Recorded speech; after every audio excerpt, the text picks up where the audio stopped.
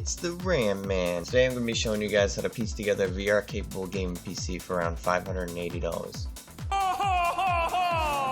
Dirty console gaming peasants!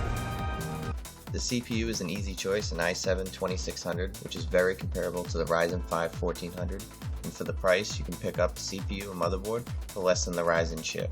You can choose to run either 8 or 16 gigabytes of DDR3 depending on your budget. Just make sure it's dual channel configuration or your FPS will suffer. For the power supply, just go with a reputable brand, Cooler Master, Corsair, or EVGA. I had a CX600 laying around so I just threw that in, but this Cooler Master will work just fine. For the motherboard, we're using the stock Optiplex 790.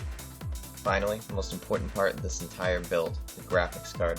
I chose the Gigabyte GTX 980 as it's nearly identical to the 1060. If you want the best VR experience, stay above a GTX 980. It has 2048 CUDA cores and easily overclocks to 1.4 GHz. With current GPU prices, this is definitely the way to go.